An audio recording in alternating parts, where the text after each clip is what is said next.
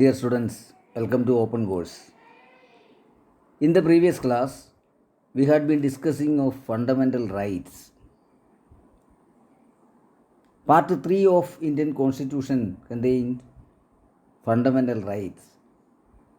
Articles 12 to 35 deal with the fundamental rights. There are 6 fundamental rights. Yes, Articles 12 to 35 deal with the fundamental rights. Then today, we discuss about directive principles of state policy. DPSP. Part 4 of Indian Constitution contains directive principles of state policy. Articles 35 to 51 deal with the directive principles of state policy.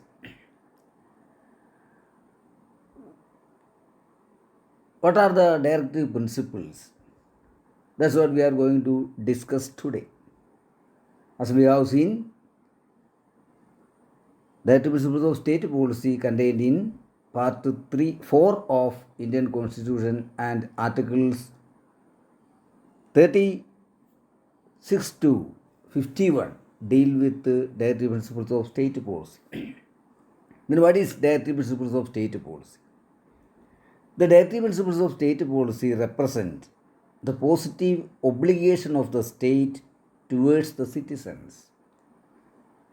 ഒരു രാഷ്ട്രം ആ രാഷ്ട്രത്തിലെ പൗരന്മാരോടുള്ള കടപ്പാട് വെളിവാക്കുന്ന അല്ലെങ്കിൽ പൗരന്മാരോടുള്ള ചുമതല നിർവഹിക്കുമ്പോൾ അനുവർത്തിക്കേണ്ട കാര്യങ്ങളാണ് directive principles of state policy.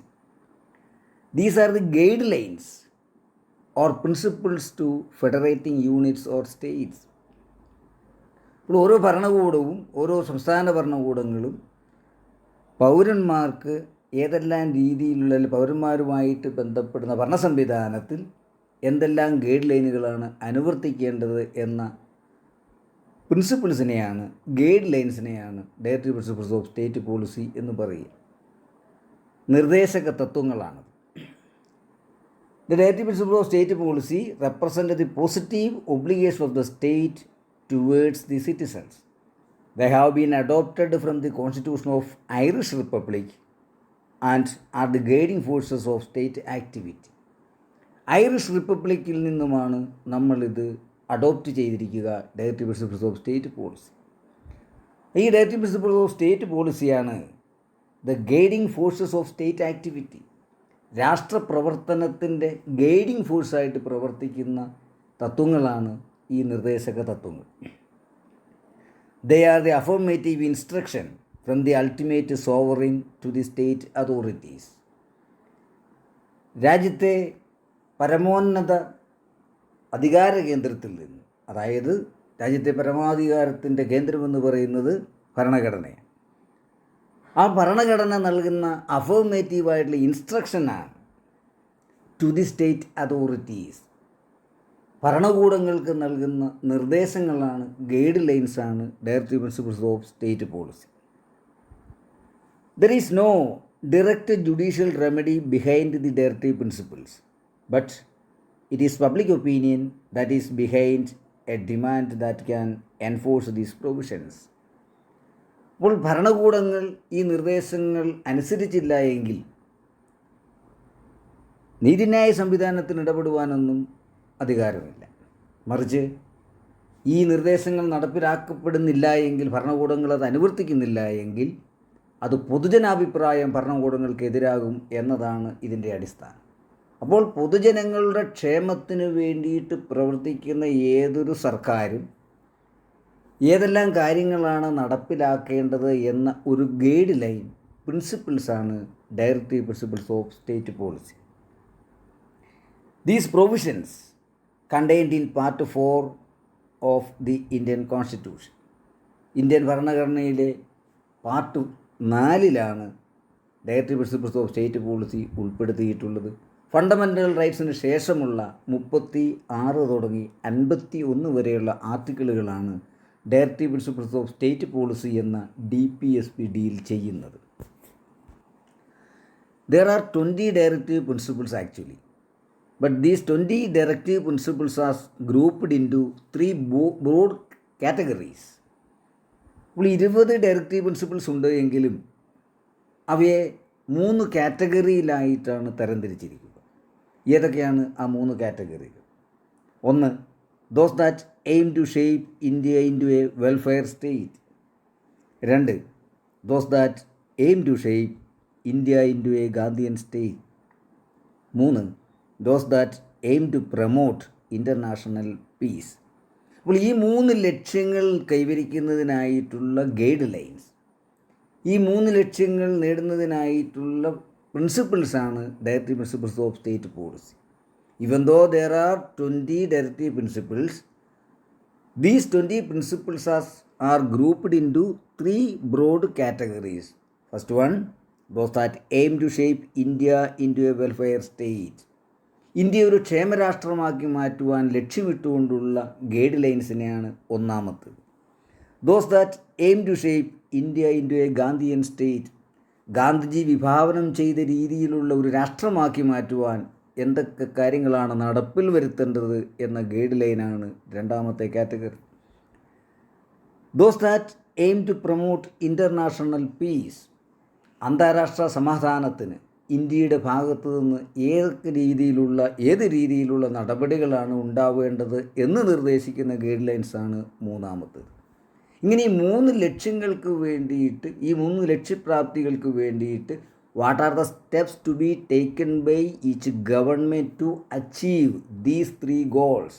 3 ഗോളുകൾ: 1, വെൽഫെയർ സ്റ്റേറ്റാക്കി മാറ്റുവാൻ; 2, ഗാന്ധിജി വിഭാവനം ചെയ്യുന്ന ഗാന്ധിയൻ സ്റ്റേറ്റാക്കി മാറ്റുവാൻ; 3, അന്താരാഷ്ട്ര സമാധാനത്തിന് വേണ്ടി പ്രവർത്തിക്കുവാൻ.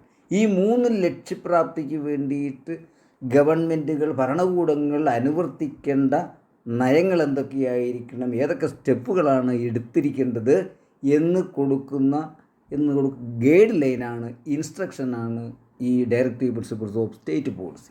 പക്ഷെ അവിടെ ഒരു കാര്യം നമ്മൾ ചിന്തിക്കുക, fundamental rights, violation of fundamental rights വേണമെങ്കിൽ നമ്മൾക്ക് കോടതിയിൽ ചോദ്യം ചെയ്യാം. പക്ഷേ directive principles of state policy, അതിൽ ഒരു ജുഡീഷ്യൽ റെമഡി ഇല്ല. These are only the instructions and guidelines to the state authority. State അതോറിറ്റികൾക്കുള്ള ഗൈഡ് ലൈൻ മാത്രമാണ്. അവർക്കത് കൊള്ളണമെങ്കിൽ കൊള്ളാം, തള്ളണമെങ്കിൽ തള്ളാം. പക്ഷേ ഈ പോസിറ്റീവായിട്ടുള്ള ഈ ഇൻസ്ട്രക്ഷൻസ് അത് പൊതുജന അഭിപ്രായത്തിൽ ഊന്നിയിട്ടുള്ളതായതിനാൽ ഒരു ലക്ഷ്യപ്രാപ്തിക്കായി ഈ 3 ലക്ഷ്യങ്ങൾ കൈവരിക്കുവാൻ എല്ലാ ഭരണകൂടങ്ങളും ഇതിൽ പറയുന്ന ഗൈഡ് ലൈൻസ് ഫോളോ ചെയ്യണമെന്നാണ് directive principles of state policy പറയുക. ഐറിഷ് റിപ്പബ്ലിക്കിൽ നിന്നുമാണ് directive principles of state policy നമ്മൾ അഡോപ്റ്റ് ചെയ്തിരിക്കുന്നത്. അപ്പോൾ നമ്മൾ കണ്ടു 3 ലക്ഷ്യങ്ങളാണ് ഡയറക്റ്റീവ് പ്രിൻസിപ്പിൾസ് ഓഫ് സ്റ്റേറ്റ് പോളിസിയിലുള്ളത്. ഒന്നാമത്തേത്, those that aim to shape India into a welfare state. ഒരു ക്ഷേമരാഷ്ട്രമാക്കി മാറ്റുവാൻ, ഇന്ത്യ ഒരു ക്ഷേമരാഷ്ട്രമാക്കി മാറ്റുവാൻ ഭരണകൂടങ്ങൾ ഏതൊക്കെ നടപടികൾ സ്വീകരിക്കണം? What are the steps to be taken by the government to make India into a welfare state, to achieve that goal. ആ ഒരു ലക്ഷ്യപ്രാപ്തിക്കായി, ആ ഒരു ക്ഷേമരാഷ്ട്രമെന്ന സങ്കല്പം നേടിയെടുക്കുന്നതിനായി ഭരണകൂടം അനുവർത്തിക്കേണ്ട കാര്യങ്ങൾ എന്തൊക്കെയാണെന്നുള്ള ഗൈഡ് ലൈനാണ് ഒന്നാമത്തേത്. നമുക്ക് നോക്കാം. അതിൽ പറയുന്നു, the right to adequate means of livelihood is to be secured. ഒരു മനുഷ്യന് ഉപജീവനത്തിനുള്ള സംവിധാനങ്ങൾ രാഷ്ട്രം ഒരുക്കിയിരിക്കണം.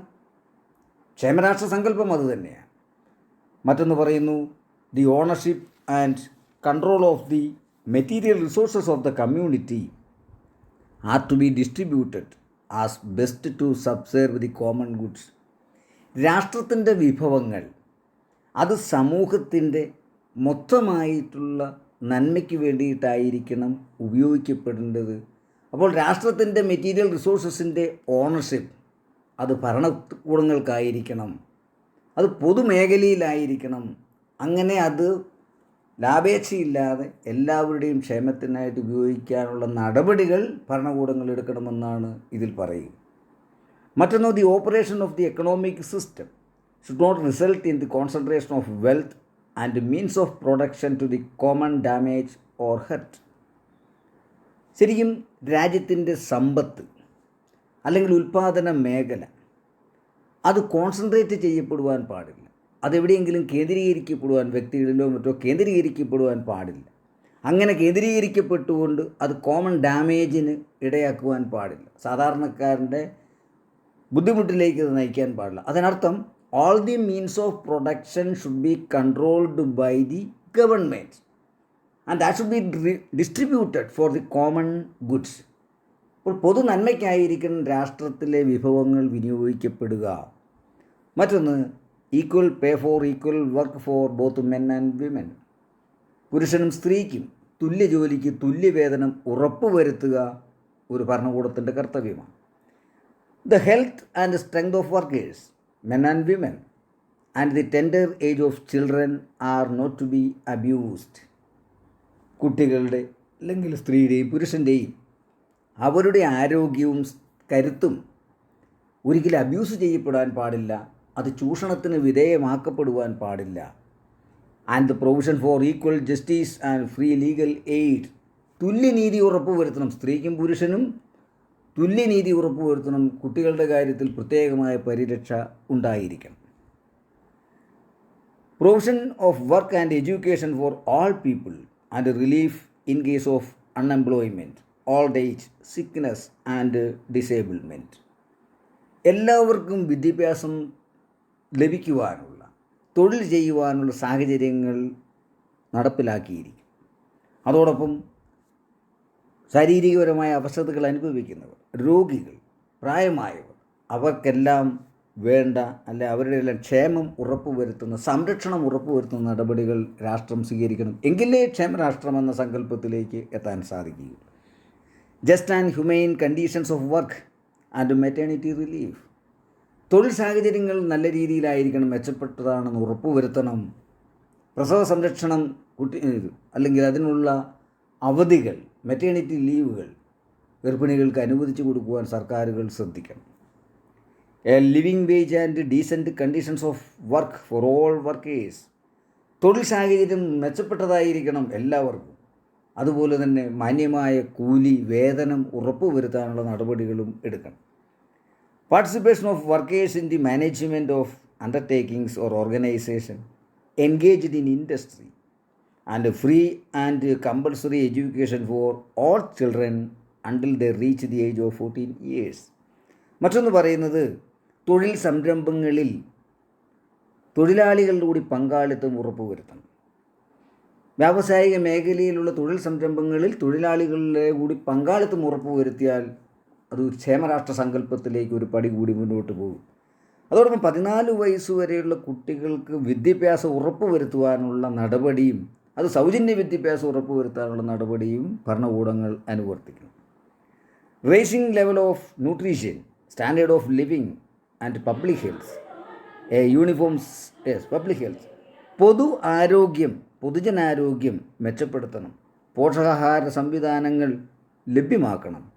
അങ്ങനെ ജനങ്ങളുടെ ജീവിത നിലവാരം ഉയർത്തുവാനുള്ള നടപടികൾ ഭരണകൂടങ്ങൾ സ്വീകരിക്കണം. അവസാനമായി ക്ഷേമരാഷ്ട്ര സങ്കല്പത്തിലേക്കുള്ള നിർദ്ദേശമെന്ന് പറയുന്നത്, A uniform civil code for all citizens of the state. ഒരു ഏക സിവിൽ കോഡ്, രാജ്യത്തെ എല്ലാവർക്കും ഒരേ നിയമമെന്ന സങ്കല്പം. ഈ അടുത്ത കാലത്ത് അതിലേക്കുള്ള ഒരു പടി കേന്ദ്ര ഗവൺമെൻറ്റിൻ്റെ ഭാഗത്തു നിന്നുണ്ടായതായിട്ട് നിങ്ങൾക്കറിയാം. എ യൂണിഫോം സിവിൽ കോഡ്, എല്ലാവർക്കും തുല്യമായ നിയമം എന്ന ആ ഒരു ആശയം നടപ്പിലാക്കപ്പെടണം. ഇങ്ങനെ ഈ പറഞ്ഞ കാര്യങ്ങൾ നടപ്പിലാക്കുവാൻ സർക്കാരുകൾ മുന്നിട്ടിറങ്ങുമ്പോഴാണ് ക്ഷേമരാഷ്ട്രമെന്ന ഡയറക്റ്റീവ് പ്രിൻസിപ്പിൾസ് ഓഫ് സ്റ്റേറ്റ് പോളിസിയിലെ ഏറ്റവും പ്രധാനപ്പെട്ട ഒരു ലക്ഷ്യം കൈവരിക്കാൻ സാധിക്കുകയുള്ളൂ. രണ്ടാമത്, directive principles of state policy that aim to shape India into a Gandhian state. Gandhiji വിഭാവനം ചെയ്ത, നമ്മുടെ രാഷ്ട്രപിതാവായ ഗാന്ധിജിയുടെ സ്വപ്നത്തിലുണ്ടായിരുന്ന ലക്ഷ്യം, ആ ഇന്ത്യ, ആ മഹാത്മാഗാന്ധി വിഭാവനം ചെയ്ത ഇന്ത്യ, ആ ഒരു ലക്ഷ്യം നേടണമെങ്കിൽ എന്തൊക്കെ സ്റ്റെപ്പുകളാണ് ഭരണകൂടങ്ങൾ എടുക്കേണ്ടത്? ആ ഗൈഡ് ലൈനാണ്, ആ ഇൻസ്ട്രക്ഷനാണ് ഇവിടെ നമ്മൾ പരാമർശിക്കുക. Organise village panchayat to enable them to function as units of self government. ഗ്രാമപഞ്ചായത്തുകളുടെ രൂപീകരണമാണ് ആദ്യമായിട്ട് നടത്തുക. നമുക്കറിയാം, അതിലൂടെയാണ് തദ്ദേശ സ്വയംഭരണ സ്ഥാപനങ്ങളിൽ ജനകീയ പങ്കാളിത്തം ഉറപ്പുവരുത്തപ്പെടുക. നമ്മൾ പഴയ ക്ലാസ്സുകളിൽ നമ്മൾ പണ്ട് പഠിച്ചിട്ടുണ്ട്, ജനാധിപത്യത്തിൻ്റെ വിജയമെന്ന് പറഞ്ഞാൽ every one has equal share that can be attained only implementing local self government system. അപ്പോൾ ഗ്രാമപഞ്ചായത്തുകൾ എന്ന രാജ്യത്തിൻ്റെ അടിസ്ഥാന യൂണിറ്റുകൾ പ്രവർത്തനക്ഷമമായിരിക്കണം. മറ്റൊന്ന്, promote cottage industries on an individual or cooperative basis in rural areas. ഗ്രാമീണ മേഖലയുടെ ഉന്നമനം ഉറപ്പാക്കുവാൻ വ്യക്തികളോ അല്ലെങ്കിൽ സഹകരണ സ്ഥാപനങ്ങളോ അടിസ്ഥാനമാക്കിയുള്ള ചെറുകിട വ്യവസായങ്ങളെ പ്രൊമോട്ട് ചെയ്യണം. അത് ഗ്രാമീണ മേഖലയെ ശക്തിപ്പെടുത്തും, റൂറൽ ഏരിയാസിനെ ശക്തിപ്പെടുത്തും. അങ്ങനെ ശക്തിപ്പെടുത്തുന്ന ഗ്രാമീണ മേഖലയുടെ ശക്തിയുള്ള ഒരു ഭരണ സംവിധാനമാണ് ഗാന്ധിജി വിഭാവനം ചെയ്തത്. മറ്റൊന്ന്, prohibition of the consumption of intoxicating drinks and drugs. ലഹരി പദാർത്ഥങ്ങളും പാനീയങ്ങളും നിരോധിക്കപ്പെടുന്നു. Organise agriculture and animal husbandry on modern and scientific lines. ഉൽപ്പാദനക്ഷമത വർദ്ധിപ്പിക്കുവാൻ കാർഷിക രംഗത്തും മൃഗസംരക്ഷണ മേഖലയിലും ആധുനിക സാങ്കേതിക വിദ്യകൾ ഉപയോഗിക്കണം. അങ്ങനെ ഉൽപ്പാദനക്ഷമത വർദ്ധിപ്പിച്ചുകൊണ്ട് വളർച്ചയിലേക്ക് എത്തുവാൻ വേണ്ടി സാധിക്കും. To protect and improve the environment and safeguard forest and wildlife of the country. ഗാന്ധിജിയുടെ സ്വപ്നം അതാണ്. നമ്മുടെ പ്രകൃതിയെ സംരക്ഷിക്കണം, വനത്തെ സംരക്ഷിക്കണം, വന്യജീവികളെ സംരക്ഷിക്കണം. അപ്പോൾ അതിനു വേണ്ട നടപടികൾ ഭരണകൂടം എടുക്കണമെന്നാണ് ഇതിൽ പ്രതിപാദിക്കുന്നത്. To protect, preserve and maintain places of national and historical importance. അതുപോലെ മറ്റൊരു പ്രധാനപ്പെട്ട ഒരു ഗൈഡ് ലൈനാണ് നമ്മുടെ രാജ്യത്തെ ദേശീയ പ്രാധാന്യമുള്ള ചരിത്ര സ്മാരകങ്ങൾ സംരക്ഷിക്കുക. To take step to separate judiciary from executive. ജനാധിപത്യത്തിൻ്റെ വിജയം ഇൻഡിപെൻഡൻസ് ഓഫ് ജുഡീഷ്യറിയാണ്. ഇന്ത്യ ഒരു ജനാധിപത്യ രാജ്യമാണ്. അപ്പോൾ ഈ ലക്ഷ്യങ്ങൾ കൈവരിക്കുവാൻ, ഈ ലക്ഷ്യങ്ങൾ നേടിയെടുക്കുന്നതിനായി എക്സിക്യൂട്ടീവ് ഡിപ്പാർട്ട്മെൻറ്റിൽ നിന്നും സെപ്പറേറ്റ് ആയിരിക്കണം ജുഡീഷ്യറി സ്വതന്ത്രമായിരിക്കണം. അങ്ങനെ ഈ പറഞ്ഞ കാര്യങ്ങൾ അനുവർത്തിച്ചാൽ ഗാന്ധിജി വിഭാവനം ചെയ്ത ഗാന്ധിജിയുടെ സ്വപ്നത്തിലുള്ള ഒരു ഇന്ത്യയാക്കി ഇന്ത്യയെ മാറ്റിയെടുക്കാൻ സാധിക്കും. അതാണ് ഡയറക്റ്റീവ് പ്രിൻസിപ്പിൾസ് ഓഫ് സ്റ്റേറ്റ് പോളിസിയിലെ രണ്ടാമത്തെ കാറ്റഗറി പറയുക.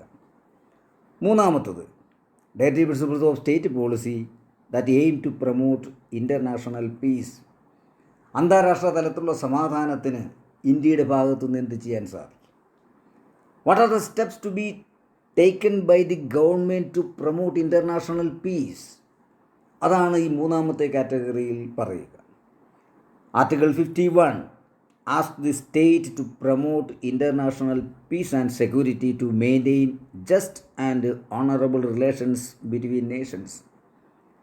51-ാമത്തെ വകുപ്പ് ആർട്ടിക്കിൾ പറയുന്നു, നമ്മൾക്കറിയാം, articles 36 to 51 deal with directive principles of state policy. അങ്ങനെ 36 തുടങ്ങി 51 വരെ വകുപ്പുകളിൽ അവസാനത്തെ വകുപ്പായ ആർട്ടിക്കിളായ 51 പറയുന്നു, അന്താരാഷ്ട്ര തലത്തിൽ അല്ലെങ്കിൽ രാഷ്ട്രങ്ങൾ തമ്മിലുള്ള ബന്ധങ്ങൾ മെച്ചപ്പെടുത്തുവാൻ, ഒരു ഓണറബിൾ റിലേഷൻ മെച്ചപ്പെടുത്തുവാൻ അതിനു വേണ്ട സംവിധാനങ്ങൾ ഭരണകൂടങ്ങൾ അനുവർത്തിക്കണം. അപ്പം രാഷ്ട്രങ്ങളുമായി ഊഷ്മളമായ ബന്ധം മെയിൻറ്റെയിൻ ചെയ്യണമെന്നാണ് ഇതിലൂടെ പ്രതിപാദിക്കുക. Foster respect for international law and treaty obligations. അതുപോലെ തന്നെ അന്താരാഷ്ട്ര കരാറുകളെ ബഹുമാനിക്കുക, അനുസരിക്കുക. And encourage settlement of international disputes by arbitration. അതുപോലെ രാഷ്ട്രങ്ങൾ തമ്മിൽ തർക്കങ്ങൾ ഉണ്ടാവുകയാണ്, ചർച്ചകളിലൂടെ പരിഹരിക്കാനുള്ളതിൽ മുൻകൈ എടുക്കുക. അപ്പോൾ മറ്റ് രാജ്യങ്ങളുടെ പ്രശ്നത്തിൽ ചർച്ചകളിലൂടെ ഇടപെട്ടുകൊണ്ട് ഒരു നല്ല രാഷ്ട്രം എന്നൊരു കൺസെപ്റ്റിലേക്ക് ഇന്ത്യക്ക് എത്താൻ സാധിക്കും. അങ്ങനെ ഇന്ത്യ എന്ന് പറഞ്ഞ രാജ്യം ഒരു 3 ലക്ഷ്യങ്ങൾ കൈവരിക്കുവാൻ പ്രധാനമായിട്ടുള്ള and there are actually 20 directive principles. അതിനെ 3 കാറ്റഗറിയിലായിട്ട് തിരിക്കുന്നു. ഇന്ത്യ ഒരു നല്ല രാഷ്ട്രമാക്കി മാറ്റുവാൻ, ക്ഷേമരാഷ്ട്രമാക്കി മാറ്റുവാൻ, ഗാന്ധിയൻ സ്റ്റേറ്റാക്കി മാറ്റുവാൻ, അന്താരാഷ്ട്ര സമൂഹത്തിൽ ഇന്ത്യയുടെ സ്ഥാനം ഉറപ്പിക്കുവാൻ, അങ്ങനെ 2-3 ലക്ഷ്യങ്ങൾ നേടുന്നതിനായിട്ട് ഇന്ത്യൻ ഭരണഘടനയിലെ പാർട്ട് 4 ഉൾപ്പെടുത്തപ്പെട്ട ഇന്ത്യൻ ഭരണഘടനയിലെ 36 തുടങ്ങി 51 വകുപ്പുകളിലൂടെ പ്രതിപാദിക്കുന്ന positive obligations, instructions, guidelines to the state authority, അതാണ് directive principles of state policy. And let us conclude the discussion after looking the main points once again. Directive Principles of State Policy. It contained in Part 4 of Indian Constitution. Articles 36 to 51 deal with the directive principles, and these are the guidelines or principles to federating units of state authorities. ഭരണകൂടങ്ങൾക്കുള്ള നിർദ്ദേശമാണിത്. ഈ ലക്ഷ്യങ്ങൾ 20 directive principles are there, and these 20 principles are grouped into 3 categories. അങ്ങനെ 3 ലക്ഷ്യങ്ങളാണ് directive principles of state പോളിസിക്കുള്ളത്. ഒന്ന് those that aim to shape India into a welfare state.